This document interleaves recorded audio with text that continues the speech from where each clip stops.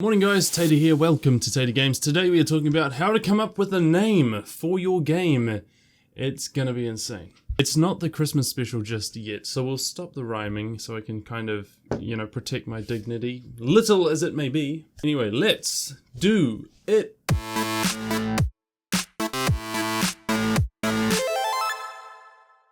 So, as I said in the last video, I am working on an IO game, and I thought that whilst I was struggling to come up with a name, and I actually got a few comments on the YouTube channel, I'll bring them up really quickly, just 1 second, bear with. So I thought I would talk about the name conventions and naming your game and coming up with a creative name for it without actually destroying marketing techniques that could possibly help your game get public and get very, very popular.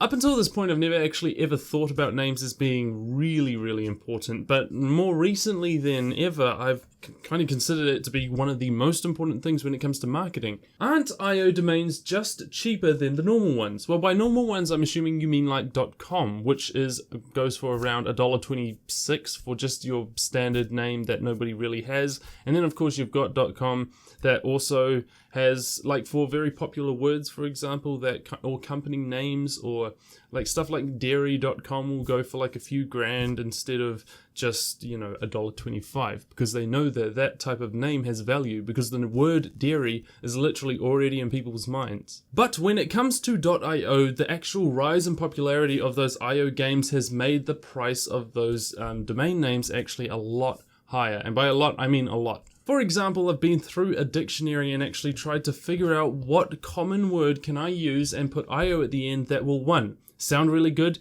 2 is actually available of course, and 3 isn't one of these ridiculous prices that the really common names actually go for. For example, if you type in something like noob, N-O-O-B, and then of course .io at the end, it's actually going to go for a very high price because the word noob is associated with gamers and the whole IO thing is associated with gamers. Itch.io, Agario, Slitherio, Paperio. There's so many of them and they're all based off games, so the assumption is that if you can get a really catchy and good title, and that's the reason why I've scribbled out some stuff on the board actually just before this episode, is because I actually found a perfect name for my game. So enough about my issues of actually trying to find one. The idea was that finding one is actually hard and is significantly more expensive than a .com. Now we are quickly going to move on to how to actually create your name, because you don't want a name that's going to be easily lost. For example, The Vanishing of Ethan Carter. Very long, yes, I guess, and it does tell a little bit of a story to it so that you know what you're getting into. However,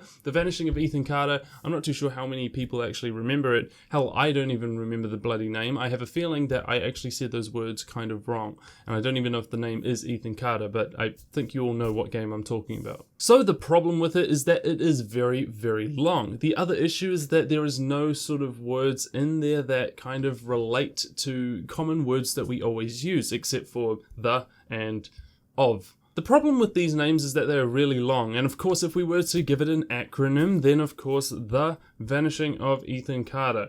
That's it makes no sense. In comparison to other games, for example, Defense of the Ancients, which can be simplified to Dota. Dota has a very nice ring to it. It's got 2 syllables, which I believe is the key to getting a great game name, is to have 2 syllables. And usually this can be actually created with compound words. Great thing about using compound words is that they are made up of 2 very simple words, usually, that can kind of fit together. So my only kind of popular game is called Skyroar. Now that's 2 syllables, like I said before, and it's also a compound word made up of 2 basic words. The point is trying to find a word or little phrase that rolls off your tongue very easily. A word, of course, that has either rhythm or rhyme. And when I say that, I mean the 2 syllable things. For example, Defense of the Ancients, Dota.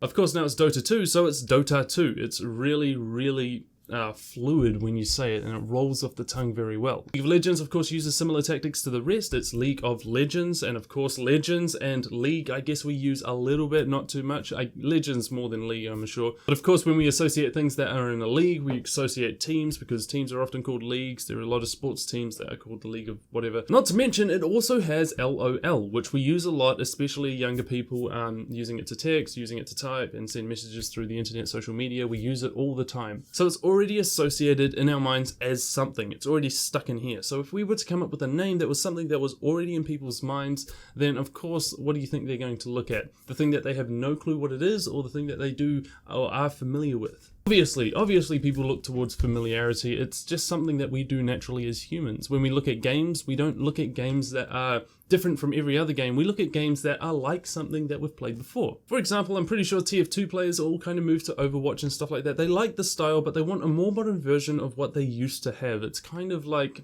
it's a weird thing that we have going on. I'm not saying that this is what everybody does. There are a few hipsters out there, like I always say, that will just do the exact opposite. But again, I do believe the hipster kind of gives away the fact that there is very few of them.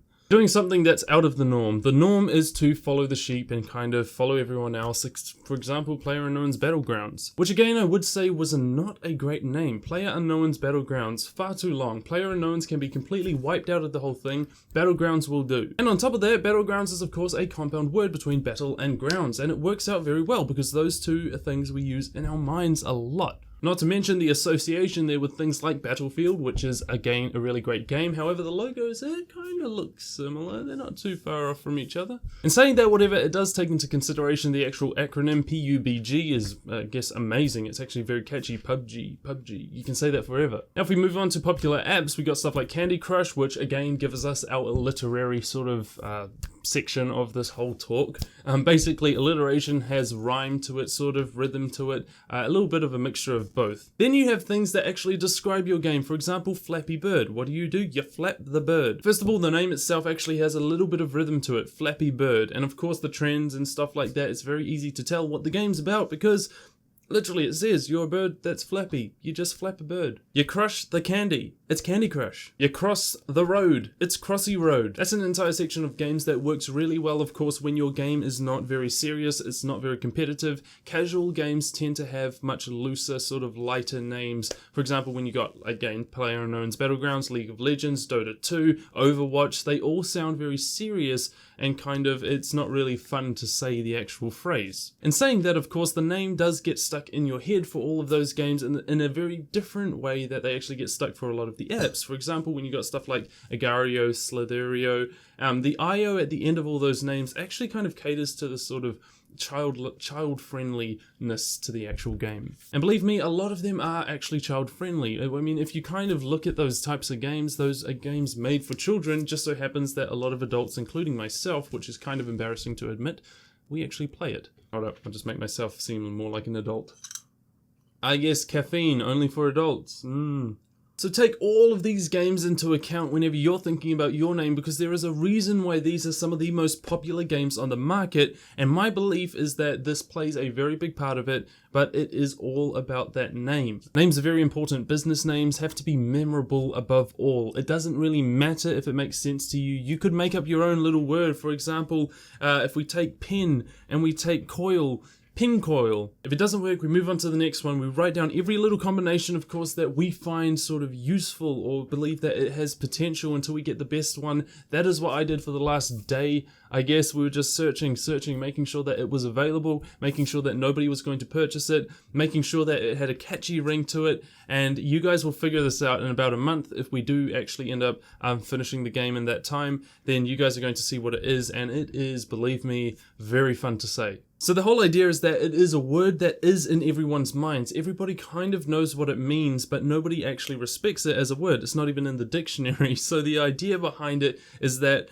they know it, but they would never have thought of to use that word ever or a lot. That's the beauty of using things like slang words, which is possible when we are making an IO game, because remember, it's a little bit more loose that you can use all these random words, floppy words, I'm going to call them. So it's very loose, it's very easy to use, and it's going to be a great game. So let us summarize what we have just learned. This entire thing just so happens to be what I see when I actually look at some of the biggest titles, I guess, is that those were the things that I saw. I saw a lot of acronyms, I saw a lot of alliteration, I saw a lot of rhythm and rhyme, and it kind of got me thinking. I mean, the compound word one is very, very common, and I don't know why that is so common in this industry. Now, I'm not saying that these things are set in stone, I'm just saying that these are what I notice every time I look at game names and be like, I wonder why it's actually called that.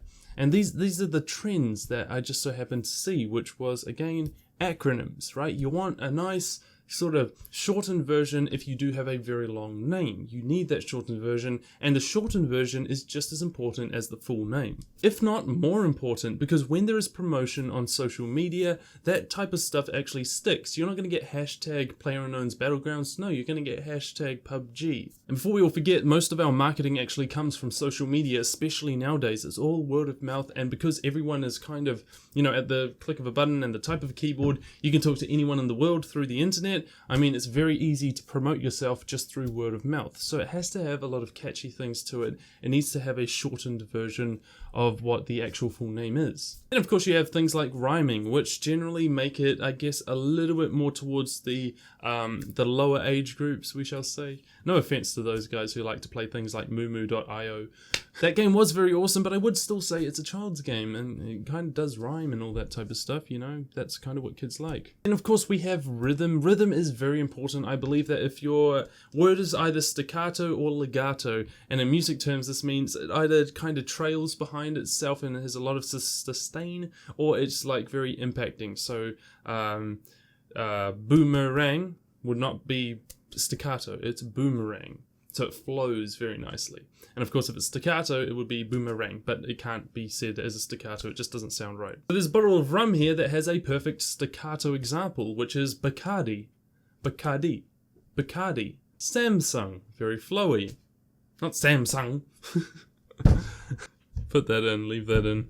Anyway, hopefully you take that knowledge and make something of it and kind of use it to help yourself out when you guys are making your games and stuff like that. And I really hope that you guys send them to me. I love reading about your games, or I love seeing your progress and all that stuff. If you want to, you can contact me down on Discord. The link should be in the description below, along with other social media links like Facebook, Twitter, and Instagram is coming soon, guys. I haven't gotten around to actually making one, and I don't really have anything interesting to take a photo of. I guess I could take a photo of my coffee making process, which is very cool. If you guys want to see me talk after the show, just go ahead and subscribe to our other channel. The link for that should be in the description below. And of course, we just post those videos randomly. There's no schedule to that one. Hopefully these ones come out perfectly on time every single day. And I will see you tomorrow when we talk about, oh, it's Thursday, we get a banana bread.